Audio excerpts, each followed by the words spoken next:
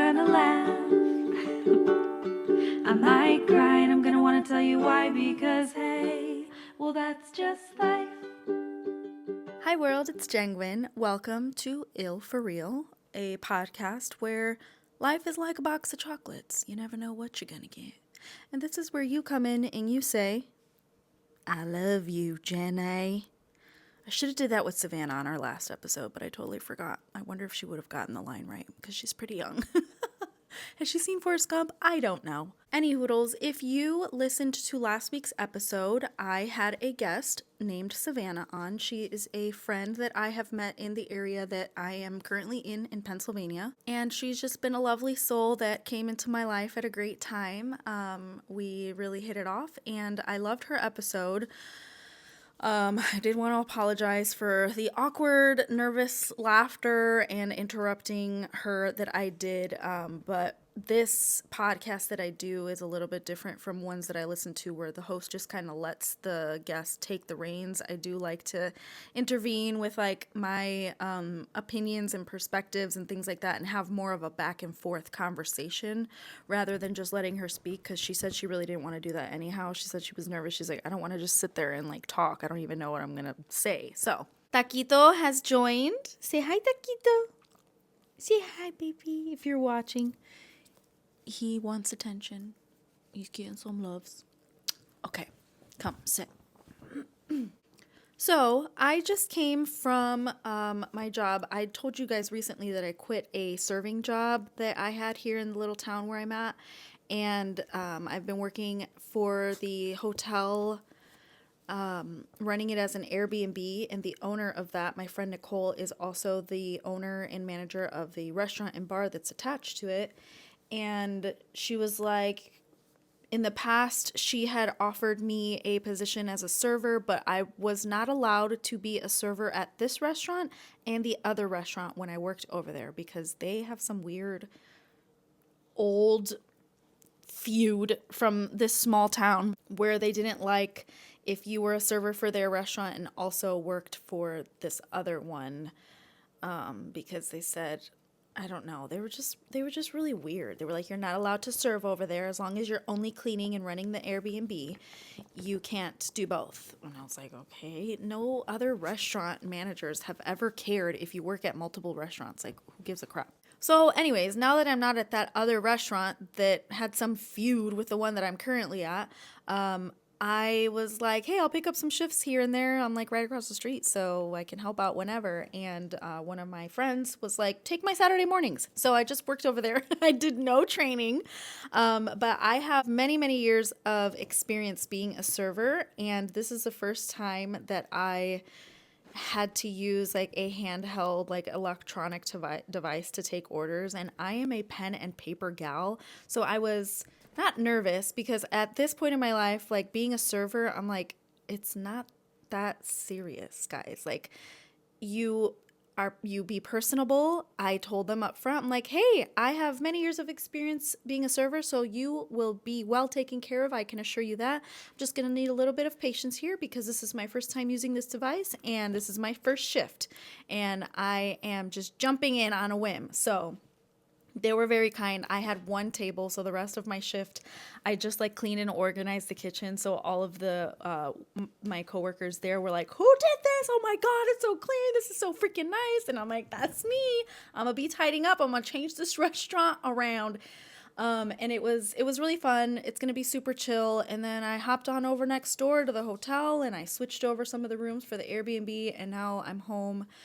And I got to catch up with some stuff here. So I wanted to quickly record this podcast. And I wanted to let you know that this episode is going to be a part 2, basically, of Savannah and I's conversation from our last episode.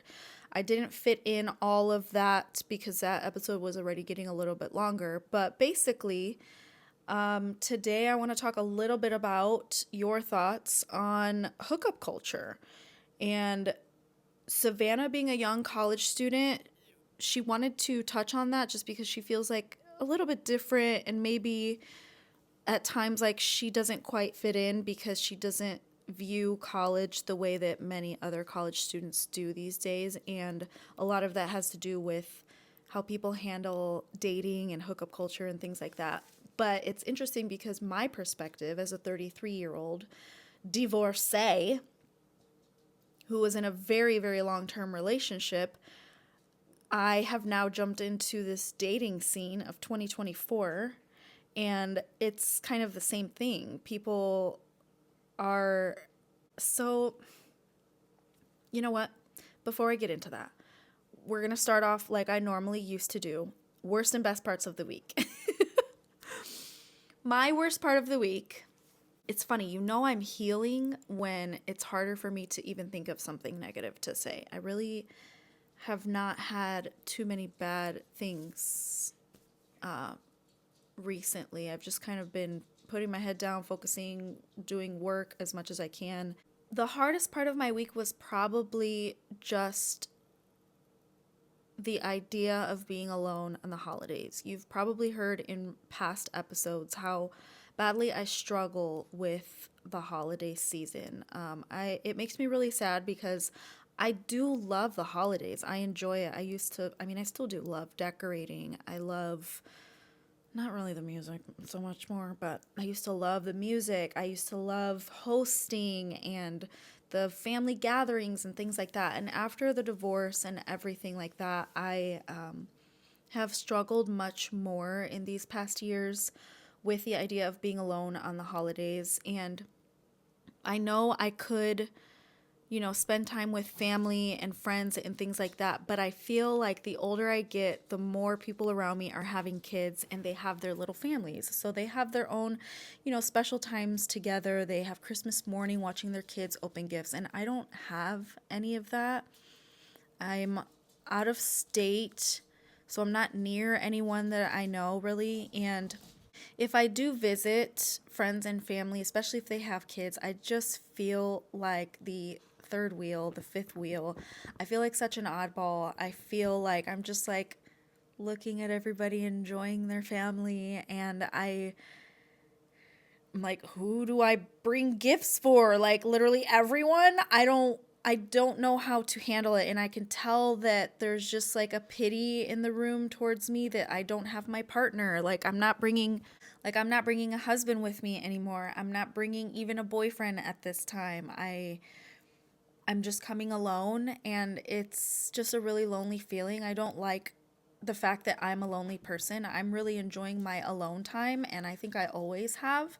But it is very difficult to go through the holidays alone, and I just feel like the people in my life that I have lost, like death-wise, have been around the holidays, and it's just a daunting, heavy time for me.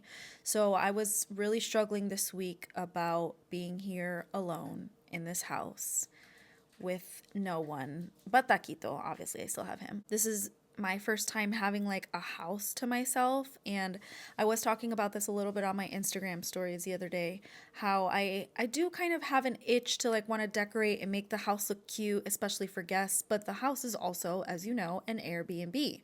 So this house, the hotel across the street, the other house that I run as an Airbnb are all booked for the week of Thanksgiving. So I was like, okay, well, I'm going to be in the camper, just me and Taquito. And I know that when I'm in that camper, I'm not going to want to like cook. I'm not going to want to make a mess or bake. Like maybe I should do something like that, but I really don't feel like cooking a full ass fucking turkey for myself in my camper oven, which I do have a turkey that was given to me by U-Haul. I always forget as an employee there, which I don't work at U-Haul very often, but as an employee, you get a free turkey from U-Haul. So I went to U-Haul. The other day to pick up my turkey, and I'm like, what are we going to do with this thing? It's just sitting in the freezer. So I'm like, okay, that's going to be kind of sad. I'm going to be alone for the holidays. I was going to try to book a trip to visit my best friend in Houston, and it just didn't work out. So I was just moping about that. And then the person who booked the house was like, oh, wait, we didn't read in the description that there's going to be someone on site in a camper. We're not comfortable with that, and we really want a lot of privacy. And I'm like, the fuck? That's kind of weird. Like, I have had no issues with people knowing that in the backyard away from the house there is a camper that I'm living in. Like, it's not like some creepy old man or something, it's me, your host. And since I run the house as a bed and breakfast, like, I stay on site so that if I have to come in the morning and make breakfast, like, I'm here. But they are the first people to have ever had an issue with that. So she's like, I'm just going to cancel. And I'm like, no, you don't need to cancel, because my Airbnb bookings is basically what's paying my rent for living here. So I was like, no, I don't want them to cancel. I was like, you know what? I'll figure it out. I won't be on premises. You can have the whole property to yourself, which I think is very strange. I noticed in their Airbnb reviews that they have taken pets to other locations, but she didn't pay the pet fee or document that they're bringing pets. So the fact that they wanted a lot of privacy makes me like wonder, what are you trying to hide? Like, I'm not gonna be accessing the house. You're not gonna see me, hear me, nothing. Like, you will have the whole house to yourself. So I just thought that was kind of weird that they wanted that much privacy. So whatever, I let them book, and I'm like, I'm just gonna figure it out. I don't know, like, I'm not allowed to be in my camper on my property.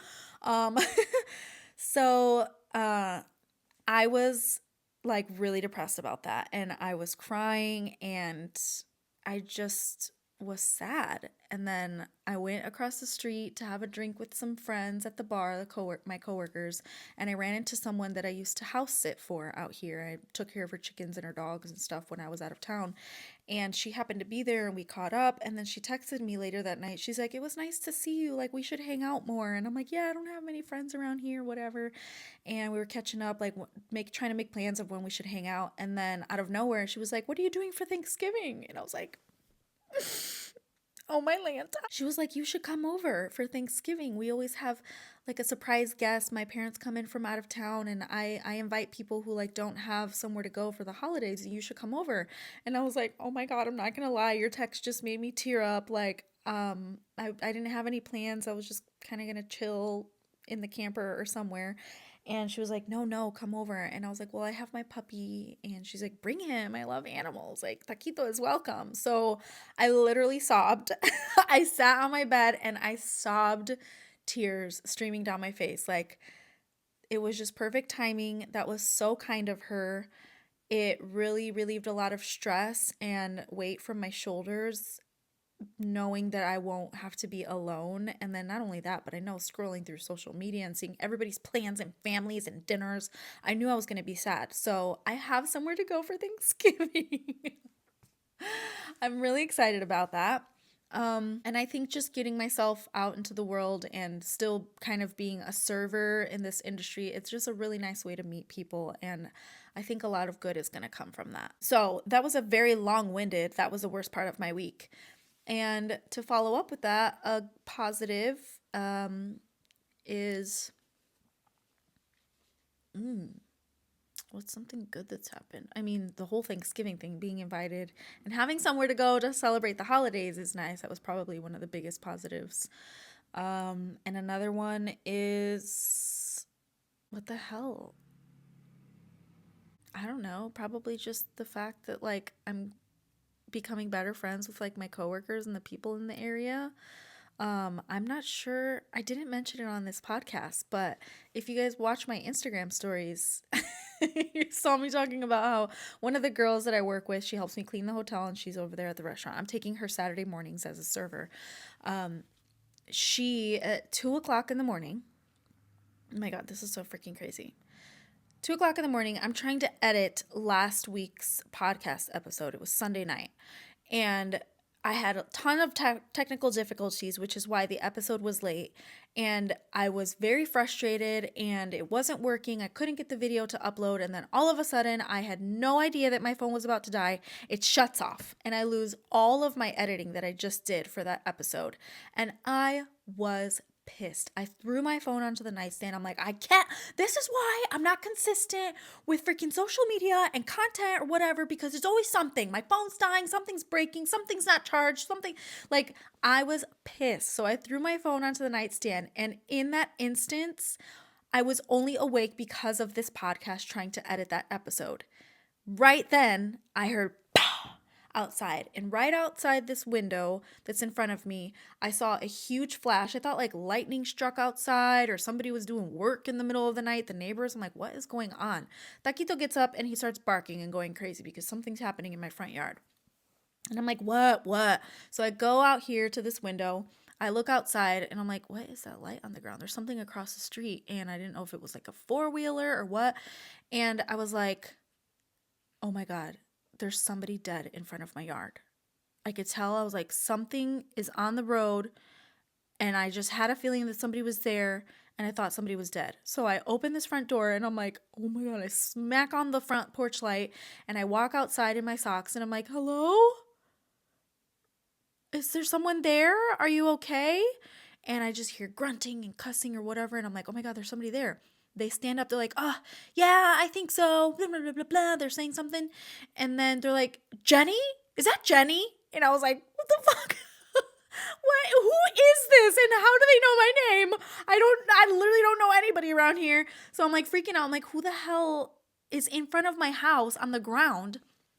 So I run through the yard with my socks on, and it's pitch black. I can't see anything. I go up to her, this girl, and I'm like, oh my God, are you okay? And all I heard was, yeah, I hit a buck, and it was a really nice buck though. And I'm like, wait, what? She's on a scooter, like a little like moped scooter, a tiny little cute little thing. A deer ran in front of her, like perfect timing, coming from my yard, and smashed into her on the scooter and busted her face. Like she is still healing. It looks much better now, but it was horrendous. A giant knot, top of her forehead, side of her cheek. And I'm looking at her, like squinting my eyes in the pitch black. And I'm like, Crystal? And she's like, yeah. She's like, I promise I don't have a concussion. It's fine. I'm like, what happened? She's like, yeah, a fucking deer ran in front of me and hit me. I'm like hit your face? The deer hit her face. And it looked like she had gotten beat up with a baseball bat. There is blood profusely dripping down her face. So I like make her come inside. We're trying to clean up her blood. She's like, no, everything is nice in here. I'm not going to come into your house. Everything's white. And I'm like, I don't care about the house. You are literally dying in front of me. So we come inside and I'm giving her ice or whatever. She's just like, no, I'm okay. She was on her way to like go paint at some project that she was doing in the middle of the night. She was like, yeah, it's just like everybody's asleep, so I wasn't going to bug anyone. So I figured let me go do some work at 2:00 in the morning. And she's like, I shouldn't have done it. My intuition was telling me like, do I really want to paint right now? Or should I sleep in for work? Like she couldn't figure out if she wanted to go to this location and she decided to, and she's like, I guess I wasn't supposed to because literally a deer hit my face. She was insisting that she was going to walk her little scooter like moped home, and I'm like, no, let me do it. So I like start pushing the scooter for her because she's literally I'm surprised she like it could have ended so much worse than what it did. Like she could literally have died from a freaking deer hitting her face. She said it was huge, like huge horns and everything. And so I help her walk the moped back across the street where she lives and give her, pain meds and ice. And I was checking on her throughout the night. She did not want to go to the hospital because she's like, no, I have work. And she didn't want people thinking like that she was drunk or whatever, because she wasn't. She was completely she was sober, but it just sounds like that would be a drunk accident, in the middle of the night. But it was literally just like a freak of an accident. A deer running across the street hit her straight on. So I took her to the hospital the next morning. She was like, okay, I'll go get checked out because like the swelling is spreading, and she was a little bit worried. She didn't have a concussion and she's fine. She went to work the next day, and it's just been so funny because people like don't even believe the story. They're like, there's no way a fucking deer hit you on your scooter. And we're like, no, literally it happened outside of Jenny's house in the middle of the night. She was a witness. That was the craziest thing. So that was like another like, which I'm so glad that I do well in like scary situations like that. When it's like an emergency situation, I'm just like hone in, like Nurse Jenny kicks in or whatever. But that was a freak accident, but it also like brought me closer to this friend of mine, and it's just been nice. I've just been enjoying my time, and I'm happy with all the work and stuff that I have going on. So I don't really know what else I could say is a positive right now, but that all kind of blends together as part of it. If you are watching on video form, I'm losing sunlight here, so it's getting a little bit dark. So sorry if it's getting a little moody. You got some ambiance going on. But anyways, there's sort of my worst and best parts of the week. So to get into today's episode, I am going to insert the clip of Savannah and I where we kind of had a conversation about this whole hookup culture thing. And I did go on Instagram stories and I asked you guys to share your input. I'm not sure why it wasn't working, but what I wanted you guys to do for future reference, if you ever want to share your input on a podcast episode and be featured, if you can figure out a way to send me a voice message on Instagram DMs, there's a little microphone button that you can press and hold down, and it records for a minute. You can send multiple if you want. But someone reached out and said that it wasn't working on my main page, so they went onto my business page, Genuine Arts on Instagram, and they were able to send me a voice message that way. But I think it was giving people issues, so I didn't get very many responses. But I will share the one that I got here, and then someone else sent me like a text message of their input. But I shared on Instagram asking your thoughts on hookup culture these days.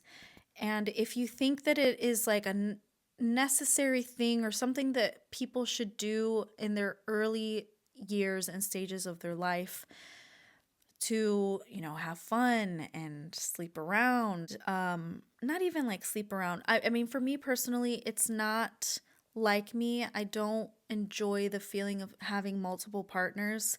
I am a very monogamous long-term relationship type gal. So the periods of my life where I did try and be adventurous like that, I don't know. It wasn't fun. I need to have a connection with someone. I need to be like fully attracted to them, to be physical and stuff like that. So for me, it wasn't a phase that I had in life, but even now in my 30s, it's not a phase that I enjoy or care to partake in. And I do have some friends that, kind of just like lived it up, and not even really like one night stands per se, but just where they were a little bit adventurous like that and got things out of their system. So I asked you guys what your thoughts on that were, because Savannah is a 19-year-old college student and she also doesn't care for that, and she feels like it's such the norm in high school. I mean, not high school. Dear God, I hope not high school. The last thing that I wanted to touch on was the kind of stereotypes and stigmatism in college of like what you're supposed to do in college. So like for reference, a lot of my friends live either like on campus or like in the same town. It's just a different lifestyle, I think, because like I live at home. I live with my parents because like I said, it's just too expensive. I can't do that. But it's just not even them necessarily, but just the concept of like what you're supposed to be doing in college and like go live it up and like go party and go hook up with all these guys. No, thank you. I was never interested.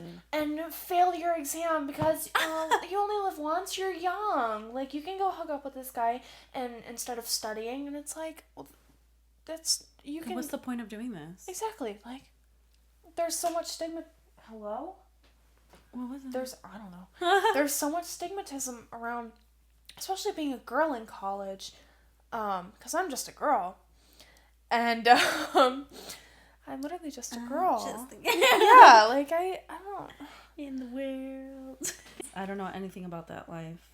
So.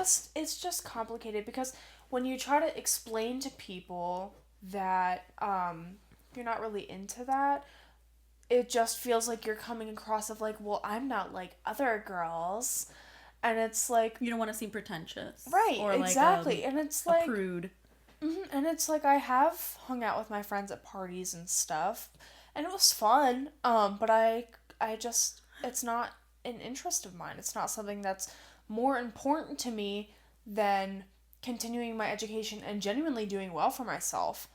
And if you are able to manage having fun and partying and doing all of these other things on top of your academics, then I applaud you, because I could never. I could not.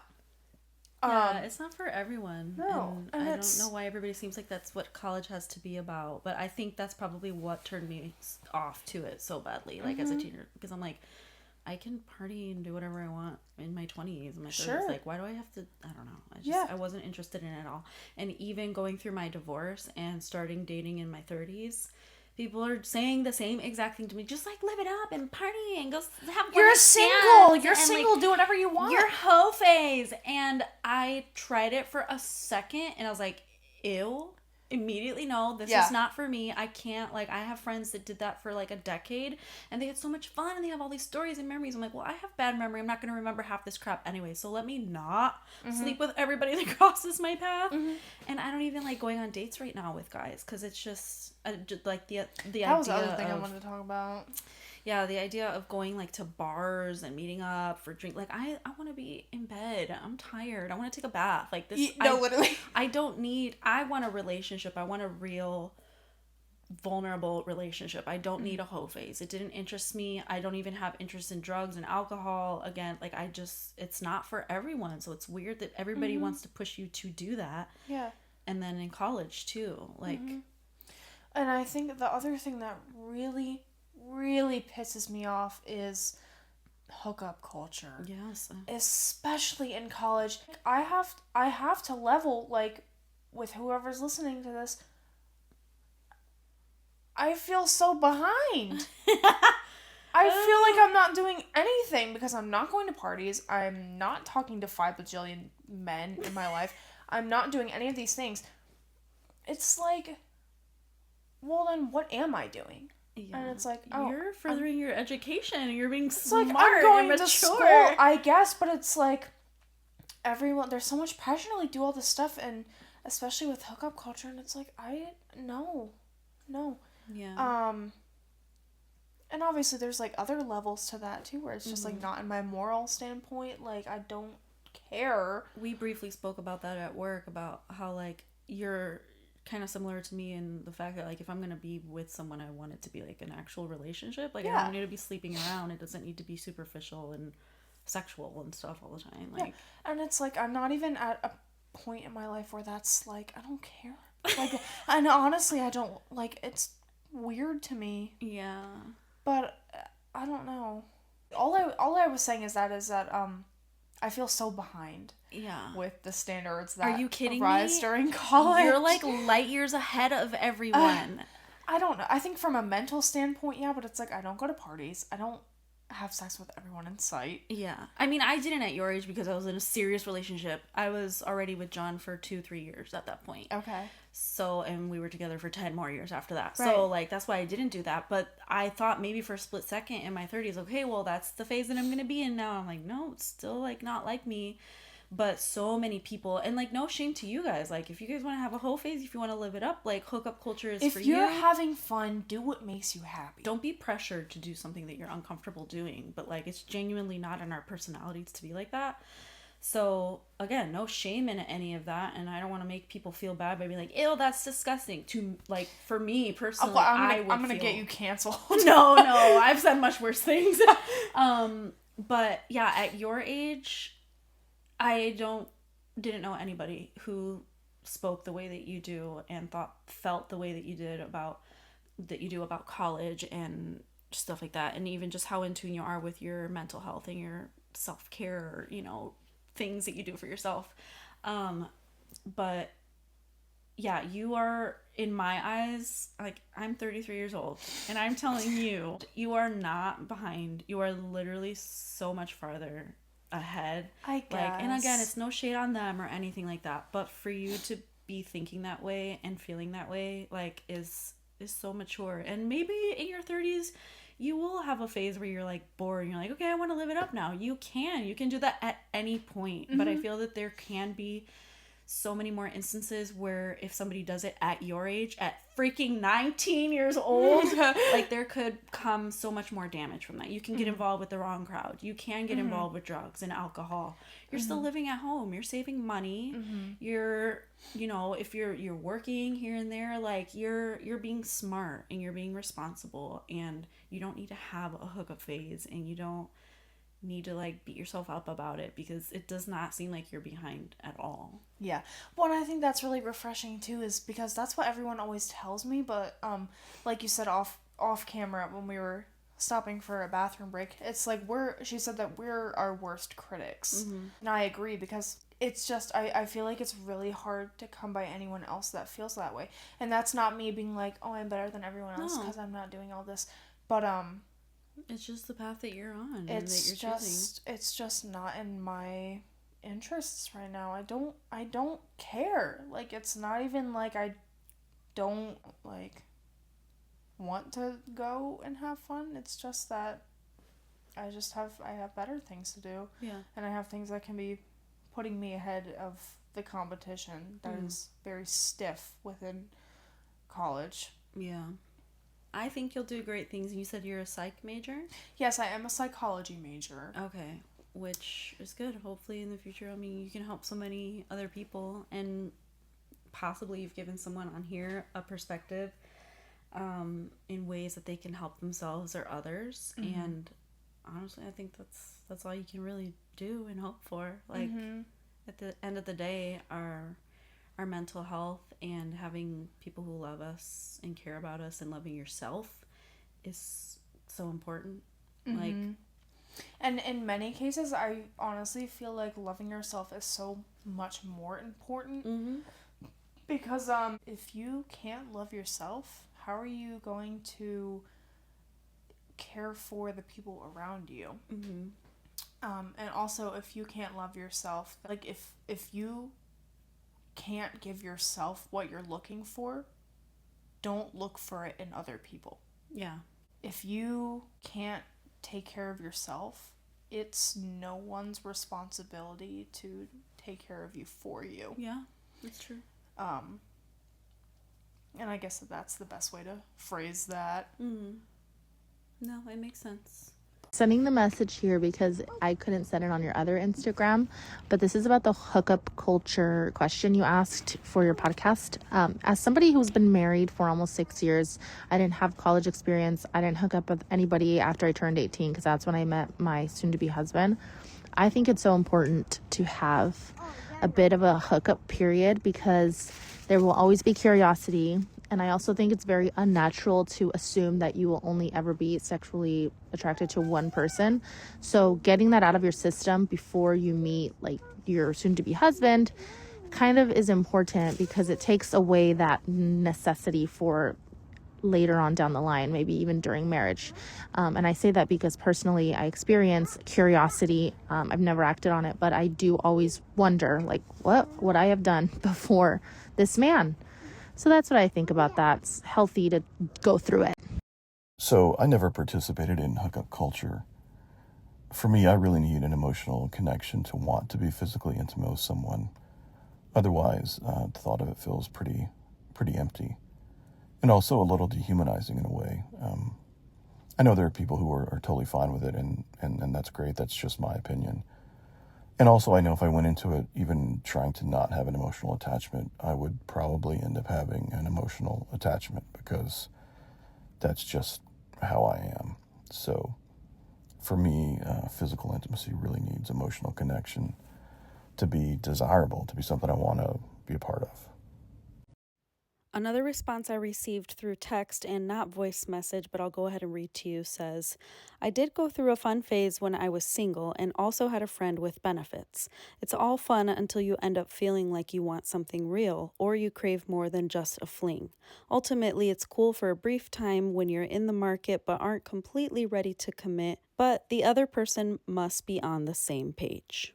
Which I do completely agree with because that touches on what the previous person said, which is you can catch feelings and it could be dangerous for both parties if one person is feeling things and the other person is not and just wants flings. So, my opinion on the topic. When you are that age and you're doing those things, I know so many friends that have gotten into trouble because of that. They've ended up pregnant. They have had abortions because of unwanted pregnancies. They lost out on their younger years of life because of young unwanted pregnancies. that then took that phase from them. So because they went out and tried to be adventurous and have fun and they got involved in drinking and parties and drugs or whatever and wound up pregnant or like fathering a child, it took away from that young college life experience. And it's not every instance, obviously, like you should be safe. Try and make the best decisions, use your better judgment. Again, just be safe, as safe as you can be. But there are a lot of instances like that where if you live that lifestyle, that could be the outcome. And I think that always like kind of scared me, but I was in a very serious relationship throughout all of my 20s. So now as a 30-year-old, I have those fears in my 30s and winding up pregnant by someone that I don't know or who doesn't love me or want me. I think that's a lot of where my fear of engaging in hookup culture comes from. How do I word this? I see where they're coming from, but for me, it's just like it's not a curiosity, even though I never had that. That wondering of what if, what's out there is just not been a thought in my mind. And I just feel like if that's how you're going into a relationship, maybe you're not ready for a long-term relationship, because I don't think that should be a thought in your mind. We are human. We're adults. We are animalistic at times and in ways.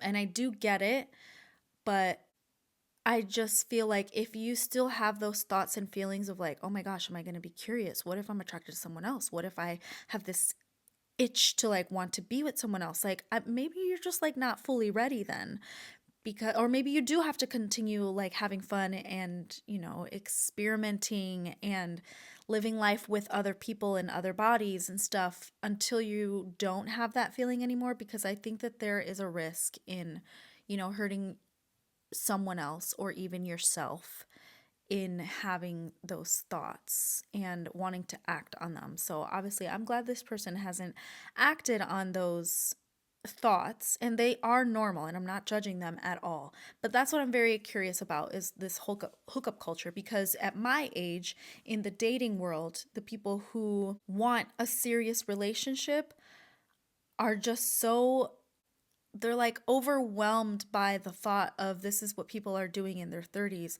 I don't know if this person is serious. I don't know if they actually want a relationship. Am I being lied to? Am I being used? And so then they're like, you know what? Fine, I give up. I'm tired of men. I'm tired of women. I'm tired of being cheated on. I'm tired of being lied to. So I'm just going to live it up too and have fun and party. And it's just this cycle, this vicious circle of people doing the same thing over and over because we're so scared of getting hurt. And some people are even scared of hurting other people. But I think that's what's really scary, is especially right now, every single person I come across has baggage, obviously. We have trauma, we have unhealed childhood wounds, we have had so many more experiences, and we have lived through so much craziness that we're all freaking wounded. Nobody's healed. Nobody's, for the most part, a lot of people are not doing the work, the self work, and things like that. And so we're damaged goods, and we're meeting other people and damaging their goods, if that makes sense. I'm going to move you over here because this lighting is awful. Also, I do think that possibly having had all of those experiences and knowing what's out there, knowing what different people's bodies feel like, what different people's personalities feel like, knowing the options are endless because you have experienced it and you know that there are so many, like, I think that maybe that's why people are like, there's so many fish in the sea, there's so many better people out there, there's different. For me, I don't feel that way. I don't feel like there's so many fish in the sea. I think they're very minimal. I think they're few and far between for the good ones. I have such a high standard of what it's not even high standard. It's just a normal standard of what I would expect a man to act like and treat me like. But I feel like I am so much more picky because I haven't experienced that in so many different ways.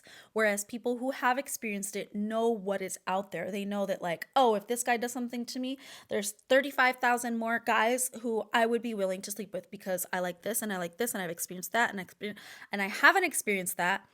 So I almost feel like if you have gone through those phases of sleeping with multiple people, going on multiple dates, having multiple one night stands, that it could almost pique your curiosity more. It could almost be like, oh, well, what if she's even better at this than what Jenny is? Oh, what if like Jenny's so much better at blank than my past girlfriend was. So what could be even more better out there? Like, does that make sense? It's like the options are endless when you've experienced it all. I don't think you would reach a point ever. I don't think anyone would reach a point that they're like, that's it. I've had them all. I've done it all. I know what every dick feels like. I know what every vagina looks like. I know what every situation could possibly feel like or end like. Like, I don't think that there's a point in your life where you can say you've lived it all and had it all. So I'm good now. Now I'm ready to settle down. And Jenny is who I want forever. No, it's the same as you are never prepared for a time in your life to start having kids. There's never a perfect time. There's a time when you feel ready. There's a time when you want to take the plunge. There's a time when you decide that this is the stage that you want to be in life. But I don't think there's a perfect time for anything. So I could almost have the argument that, like, exploring that much more could make certain people continue wanting it more. Some people don't want to give up that life. That's why there's men in their 60s chasing me around, because they've had so many young girls in 30s and their 20s and they're this and they're that, and they just have had it all and they can't get enough of it. They just want more, and nothing's ever good enough and nothing's ever satisfying, and nothing is bringing them to the point where they like want to stop that. Like, some people can go to the opposite extreme. So I mean, as with anything in life, it all is just situational. It just depends on the person. It's the type of lifestyle you want. It's the situation that you're in, what cards life has dealt you. It really just depends on each individual. But yeah, I see like the pros and cons and like getting things out of your system so that when you decide to settle down one day, you've lived your life, you've had a ton of experiences. But then at the same time, like, I lived my life and I had a ton of experiences while being in a serious relationship. And I thought I was with somebody who I was going to be with forever. But I knew going into that relationship and saying yes to a proposal and getting married and giving vows, I was fully attracted to them. I fully clicked our personalities. I felt very safe, very loved, very cherished, very protected. And I tried to do the same things for him. Like, it went vice versa. But I was very, very sure. And we had multiple conversations about how he was very sure. Like, he knew that this is what he wanted and he wanted it forever. And we had no regrets. We were living it up. We were traveling and we were being experimental in our sex life and things like that. So it's interesting how it turned into he ended up cheating anyways. And I do think a lot of that has to do with him not doing the mental work on himself and healing his childhood wounds and traumas. But now, him going into the dating world, he's dating young 20-year-olds, of course, but he was entering the dating world as a 30-something man who had cheated on his wife, and he's living with shame and guilt and this and that, and he feels like a fraud, and he's unhappy with himself and this and that. Like, we just have so much more trauma. So it has brought me to a place many, many times, like even on dating apps, where I'm like, should I try and lower the age of men that I'm looking to date? Like, I was not going to go below like 28, 27 at the youngest.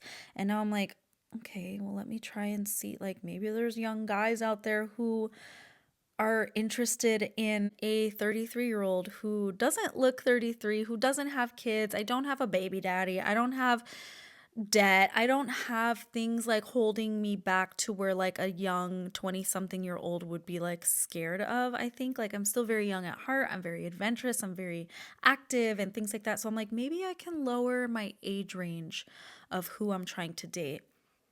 Because for me, I mean, this is probably selfish of me, but I'm like, they'll have less baggage because these 30 and 40-year-old men that I'm dating are awful. They're awful. Like, every single time is you're the dream girl, you're the dream girl. Oh my God. And you game, and you cook, and you clean, and you decorate, and you sing, and you play guitar, and you, yes, like, I know, okay? I know how amazing I am. Nobody needs to tell me. I'm not saying this pretentiously or with a conceited bone in my body, because if you've met me in person and you try to compliment me, like, I will not even take your compliment, and I try to deflect any attention from myself, which is funny because even with my family members, cousins and things like that growing up, like, I'm like, I know that sometimes I can be one of the most talented people in the room, but I will not try and shine that light on myself. I will not try to take the spotlight. If I'm very, very comfortable with the people that I'm with, sure, yeah, maybe I'll be like, I'm going to do this song for karaoke or whatever the case may be. But especially when it comes to strangers, I'm like, I don't know who's in this room. I don't know who's more talented than me. I don't know who's more amazing than me. So I'm not going to be like, it's like Leo men. If you know anything about Leo men, most Leo men that I have met, I'm talking about the zodiac sign, yes, are just very arrogant. I hate arrogance. So I do not want to come off arrogant. I don't want to come off conceited, big-headed, nothing like that. But I know how amazing I am. And all I hear from these men is how wonderful and this all they wanted. And they want a nice girl who's going to love them and take care of them and blah, blah, blah, blah. And I'm like, okay, yeah, that's me. I'm literally right here. And they end up doing the same shit to me. They all end up cheating, or I am constantly being compared to their previous girlfriends. Like, oh, this girl was a moocher. This girl did nothing but smoke weed. She was so lazy. She was dirty. She hated to cook. She didn't want to clean. Oh, she was rude. She was just such a bitch. When I was mad, she was just mean and would call me names and put me down. Women are all the same. Women all suck. And I'm just like, I am not her. Stop comparing me to her, which I know maybe sounds hypocritical because I am comparing these men to people from my past as well. But then at the same time, I'm like, but as amazing as I thought my person was, he did this shit to me. So yeah, what is this guy going to end up doing to me? But let me give him the benefit of the doubt because he's not showing me any red flags right now. And I don't like being compared to someone else. So I try my best not to do that. But when these men have so much baggage from their past relationships, she used me and I have kids and she's the worst baby mama and this and that, I'm like, I'm not going to date anyone with kids. And then I end up dating someone with a 13-year-old, and I was very scared to meet their daughter, and it was a different dynamic, and it was something that I never said I was going to do, but I gave him a chance, benefit of the doubt, and it was amazing. I could have seen myself being with this person and, being a part of someone who had someone's life who had a family of their own and their routine. They're like, we don't need you. We've got our life and our set schedule and a routine. Like, we don't need you, but we want you. And I'm like, okay, gave him a chance, and it was horrendous. It turned out horrendously because he would not stop comparing me to other people. Constantly comparing me to, like, oh, I'm like, sorry, we can't see each other for a week, but I'm going to the gym this such and such day if you can make it. Oh, sorry, I can't make it for work. And I'm like, okay, well, it just everything that I wanted to do, it ended up turning into an excuse, or he was too busy, or he was working, or whatever. I was like, okay, well, never mind. I'll just go to the gym by myself. And it always turned into, which I was kind to him about it, but it always turned into like, well, you're going at a busy time, so I'm sure there's plenty of guys for you to work out with there. And I'm like, who the fuck said that I wanted to go to the gym and find some random guy to work out with? Why are you even saying that? You are so insecure because some girl in the past did something to him. Like, I understand in my mind comparing people to someone from my past, but I have never said that shit out loud to them. And these men are constantly saying shit out loud to me like that. Like, oh, well, you didn't text me the whole time you were in Indiana with your family and your grandpa who's sick, like air quotes, um, accusing me of like, what, I'm going to travel out of state to go sleep with someone? Like I'm a liar because I was busy in the hospital in Houston with my grandpa who's dying and I didn't text him as often as he wanted to be texted. So I'm obviously just a freaking sleaze. I'm a cheater. I'm just she's like, if you wanted to go to Houston and party with your friends and go out and have a good time, you could have just said that. I was like, are you okay? And I am just so tired of these same stories over and over. So I'm like, should I start dating younger? Because these guys have not had as many relationships. They haven't been cheated on as much. They don't have as much baggage.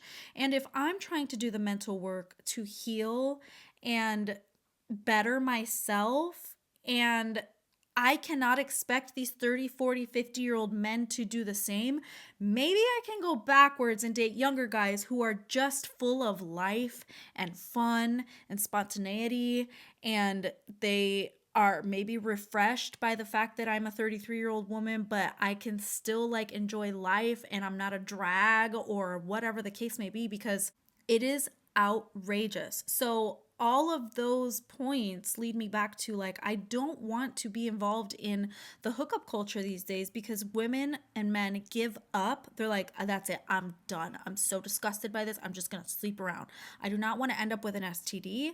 I do not like I'm just gonna keep having sexual relations with my person in my life that I'm comfortable doing that with, that was once a friends with benefits kind of situation. We're safe. We know we're not sleeping around with other people, but I'm not going to hook up and sleep around. Yes, we all have needs with multiple people because I don't know where they have been and what is going on in their life. And until I find someone who is as serious as I am about dating and have a real relationship, I just don't want to involve myself in that. And I don't think that not having that period of time in my 20s or my teens had an effect on me whatsoever. In my eyes, personally, again, no judgment to anybody out there, that would be wild for me to think, but what if I don't sleep around enough? Like, I'm going to want to do it later. I'm going to be curious. Oh my gosh, I'm going to see this hot guy walking down the street that I pass every day and I'm going to want to sleep with him. Like, no, when I'm with a partner, I don't have those thoughts at all. And that's where I think it's kind of crazy that people have those thoughts as strongly as they do when they are in relationships, because you should be with someone that you are so happy and so satisfied with that you're not thinking about sneaking around behind their back, that you're not having those thoughts of like, what if I want to? Like, I just am not like that. And I don't understand how humans' brains, as humanistic as we are and animalistic as we can be, I don't think that's healthy. I have not a single desire in my body to cheat on or be secretive behind my partner's back. If I get to a point where I'm so miserable with someone, I'm literally going to approach them. And I know it's different, everybody, when you're in a situation or not. People say, oh, I'm going to tell them right away that I'm not going to be with them, but they end up cheating. I genuinely, from being on the other side of it, know for a fact that if I ever feel like that, I will approach my person and be like, listen, it's not working. The sex isn't working. The communication isn't working. Like, if we can't figure this out, like literally right now, or immediately go into therapy or something to work this out, because I love you and I care about you, I cannot be here anymore, because I'm starting to get thoughts of wanting to do things. I am starting to get miserable. I'm starting to lose myself. Like, I will approach them. So I don't think not having that phase of like a hoe phase, I guess, when I was younger affected me at all in that way. If you are young or know someone young who is, in college or whatever, they're in their early 20s and they are doing that, that's fine. If that's the type of person that you are, that you can, like, I just like get grossed out. I get like ached out by like the thought of like like seeing people naked all the time in different bodies and different girths and lengths and sizes, and some people smell and some people are clean, and like that just grosses me out. So I could not be like that. I would vom. But if that type of experiment doesn't bother you, then just be safe. You have to be safe and you have to protect yourself. And I'm speaking from experience because I have wound up pregnant in the past, and it is life-changing. Life-changing. Also, another thing that I want to point out, I read some comments throughout the videos that were posted from the We're All Insane podcast across TikTok, Instagram, YouTube, all the things. Oh, that was part of my worst. Oh, that was the worst part of my week. You know what? Next week's episode, I will share my thoughts on what my actual worst part of this week was that I just now remembered. But hopefully nothing bad will happen to me next week so that I can share the input on this topic. Anyways, the videos that were posted of me during my interview on We're All Insane podcast, I was reading some comments about how that's why he cheated, because he didn't live out those curiosities with other people when you guys were younger. It was just you two. Yeah, maybe you guys were exploring sexually and stuff, but it wasn't with other people. So not having those phases of being explorative oftentimes can push people to cheat. And I just think that's very interesting because I was living the same life he was, and I didn't do that. Nor did I have the thought to, nor would I ever do that to my person. Ever. No matter who my partner is. I just wouldn't. Same as like when I say to people to respect other people's marriages and not involve yourself as a third party if you knowingly are sleeping with a married man or woman. I mentioned from my perspective that you don't know what it's like until you are put into that position. You don't know how you will handle things until it lands in your lap. And I do stand by that. However, I feel like if you are very strong and confident in your morals, that you can have the willpower and strength to stand by those morals.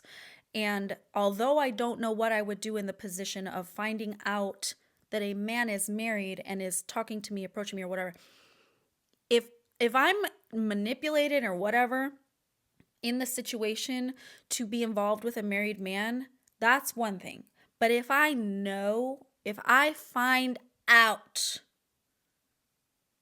that you are married or you have a girlfriend, I know for a fact that my heart and soul would not be able to continue doing something like that to another woman, because I have been put into the position of being lied to as the wife. I know what that's like, so I know what I would not be willing to do to another human being's soul and spirit, family, relationship. I would never. So although I don't know until I'm being put in that position, I do think that I would be able to stand by the fact that I do not want to destroy my person or this person that I love and I don't want to be with anymore. I wouldn't want to do that to them. So we were living the same life. We were traveling just as much, being explorative just as much, being young and dumb and having fun just as much. And I was not pushed to the point of cheating on someone just because I didn't have a hoe phase when I was younger. So another thing is I was dating someone and they didn't physically cheat. They weren't even really like what I would consider cheat, but they were talking to other people. And then when we would take breaks, not talking to other people, but they got attention from a girl who knew that I was his girlfriend, and he let that continue, the flirting, the little bit of crossing the lines, like he let it continue. And again, nothing ever happened physically because this person was in a completely different state and I was physically here with him. So nothing happened, but I think that given the circumstances, if the opportunity made itself possible, that things could have and probably would have gone further. Maybe. because they're also like a turtle shell of a person and very introverted, and they never like to leave the house. And I don't think they would go out of their way to cheat on me, but you never know. They also, when we would take breaks during our relationship, when we were long distance, or if just things weren't working out, or there were some very tumultuous things happening in our relationship, that we would take breaks. And during those times, I wasn't talking to other people. But I never slept around with multiple people. I never was like, okay, I'm going to go out now that I'm single, I'm divorced, and I'm broken up from this person, so let me go out and have a one night stand. I never did anything like that. But I know that this person that I was with did have that, what you would call hoe phase. And they have had multiple partners. They've lived it up. They've done all the things. They've done all the exploring. They've had the crazy young life. They went to college. They were in the Navy. They were doing this. They did all of that, and they were still considering letting their eyes wander. They were still giving a little bit of room for the possibility of cheating to sneak in. They were still giving girls chances and ideas of like, oh, maybe he's not with this girl, so let me keep talking to him, keep flirting. He still allowed that to happen. So somebody who had a whole phase and multiple partners, multiple relationships, I don't think is any less prone to cheating or having a midlife crisis or a quarter life crisis just because they had those experiences. But I'm hoping that one day I come across a person that feels the same way that I do, looks at relationships and sex the way that I do, marriage, wanting their partner to trust them, trusting their partner, loyalty, giving and receiving, all of those things.